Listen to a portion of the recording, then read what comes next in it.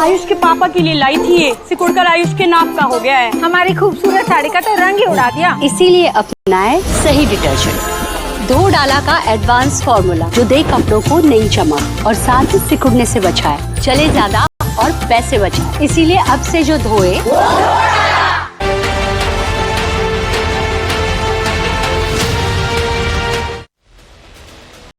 पिछले हफ्ते भर से टैरिफ वॉर पर समझौते का इशारा दे रहे अमेरिकी राष्ट्रपति ट्रंप ने एक बार फिर से ऐसी उल्टी चाल चल दी है जिस पर अमेरिका में ही सवाल उठने शुरू हो गए हैं। और सवाल ये किया जा रहा है कि मेक अमेरिका ग्रेट अगेन का नारा देने वाले अमेरिकी राष्ट्रपति ट्रंप ने अपनी जिद में क्या अमेरिका का बंटाधार करने का ठेका ले लिया है?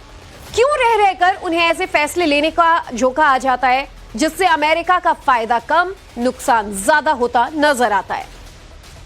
जिमी किमेल का टीवी शो तो बंद कर दिया और उसके चंद घंटे में ही अमेरिकी राष्ट्रपति डोनाल्ड ट्रंप ने उस एग्जीक्यूटिव ऑर्डर पर साइन भी कर दिया जिसमें H-1B वीजा की फीस में एक झटके में ही $1,000 से बढ़ाकर $1,00,000 करने का फैसला लिया गया था। ट्रंप का यह एग्जीक्यूटिव ऑर्डर 21 सितंबर से प्रभावी हो गया था, यानी कि 21 सितंबर से अमेरिका में जो भी भारतीय अप्रवासी इस वीजा के लिए अप्लाई करेंगे उसे 88,000 रुपए की जगह 88 लाख रुपए फीस के तौर पर भरना पड़ेगा। अध्यक्ष मल्लिकार्जुन खड़गे ने सोशल मीडिया पर लिखा है कि ट्रंप सरकार ने प्रधानमंत्री मोदी को तो बर्थडे गिफ्ट दे दिया। कांग्रेस की तरफ से सोशल मीडिया पर यह दावा किया जा रहा है कि राहुल गांधी ने जिस बात को आज से 7 साल पहले भांप लिया था वो आखिरकार सच हो ही गया। पीएम मोदी ने H-1B वीजा को लेकर ट्रंप से बात क्यों नहीं किया? तो विपक्ष यहां जो दावा कर रहा है उसके ठीक उलट अमेरिका में कैसे ट्रंप के इस फैसले को लेकर चिंता की लकीरें दिख रही हैं, कैसे अमेरिकी विशेषज्ञ इस पर चिंता जता रहे हैं, अमेरिका के लिए क्या ये एक बड़ा नुकसान है, उसकी पूरी परतें आपके सामने होंगी। लेकिन ट्रंप के H-1B वीजा की फीस 10 गुना क्यों बढ़ी, पहले उसकी इनसाइड स्टोरी जान लीजिए। ये फैसले से एक तीर से उन्होंने 2 शिकार किए हैं। एक तो मैं कह सकता हूं कि भारतीयों को टारगेट किया एक टैरिफ वार के बीच में, और दूसरा जो सुनने में है सबसे बड़ा टारगेट उन्होंने किया है उनके मित्र जो थे किसी टाइम ट्रंप के, टेस्ला के ओनर एलन मस्क, उनको भी उन्होंने इससे टारगेट किया है। उन्होंने पीछे 1300 समथिंग जो है इंडियंस को हायर किया था और लोकल 6500 प्लस अमेरिकन को उन्होंने फायर किया था। उसको लेकर भी उन्होंने इसको टारगेट किया है। और जो भारत के साथ टैरिफ वॉर लगी है जो जिसमें उन्होंने 50% टैरिफ इसमें लगा दिया, सो बड़े पैमाने पे जो भारतीय हैं उनके वीजे अगर एक्सटेंड नहीं होंगे तो उनको अपने देश में वापस आना पड़ेगा। ये जो समीकरण है ये बता रहा है कि IMF का अनुमान ट्रंप के लिए खतरनाक साबित हो सकता है।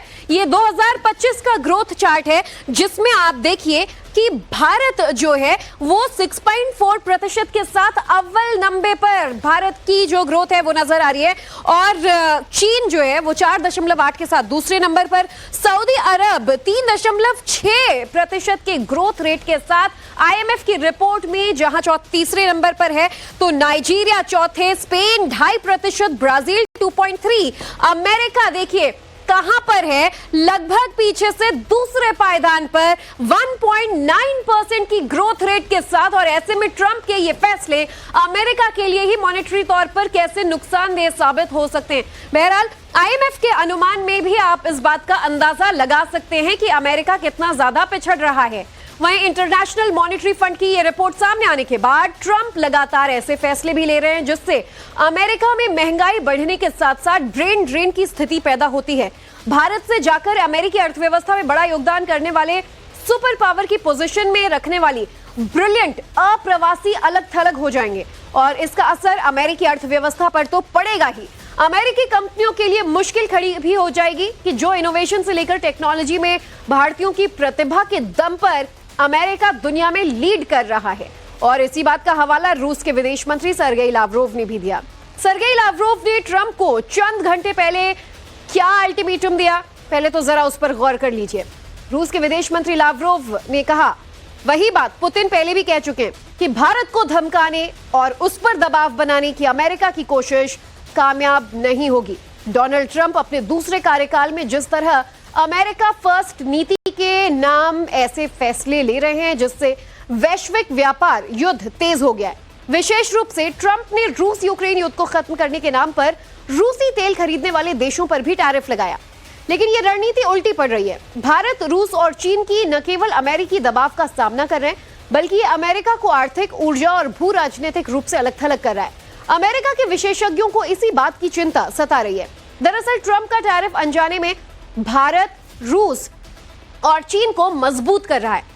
इन तीनों देशों की पूरी जीडीपी $54 ट्रिलियन की है, जो कि पूरे दुनिया की जीडीपी का 40% है। और यही अमेरिका के खिलाफ बन रही इस सुपर तिकड़ी को एक नया पावर हाउस बना रहा है।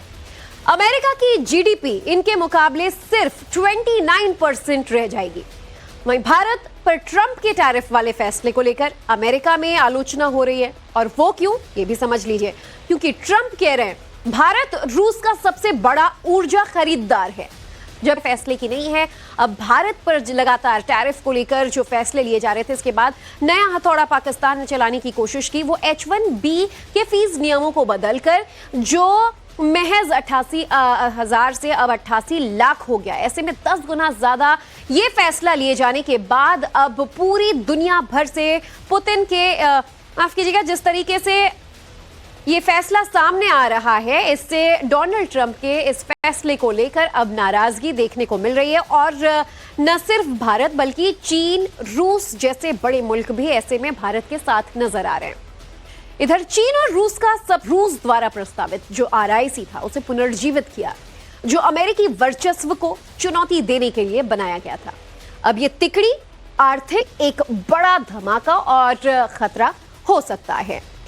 तो ऐसे में लगातार ये तमाम मुल्क जो हैं वो अब ट्रंप को भी धमकी दे रहे हैं कि ट्रंप की जो ये नीति है ये नहीं चलने वाली। अमेरिका फर्स्ट के तहत जो फैसले लिए जा रहे हैं, इससे खुद अमेरिका अपना नुकसान ज्यादा करता नजर आ रहा है। तो चीन और रूस की भी यहां पर जो जिक्र है वो अमेरिका ने किया, लेकिन दोहरा रवैया जरूर देखने को मिला। भारत पर टैरिफ बॉम्ब फोड़ा गया, लेकिन चीन रूस का सबसे बड़ा तेल खरीदार है। क्यों? और ये पूरी तौर से अनुचित हमें लग रहा है। रूस ने फिलहाल इसे सिर्फ धमकी बताकर निंदा की है। तो ट्रंप का लक्ष्य बताया कि भारत को रूसी तेल छोड़ने के लिए मजबूर किया जाए, अमेरिकी बाजार खोलने के लिए मजबूर किया जाए, खासतौर पर कृषि और डेयरी के बाजार में भारत अमेरिका पर ज्यादा निर्भर हो, ऐसी कोशिश की जा रही थी।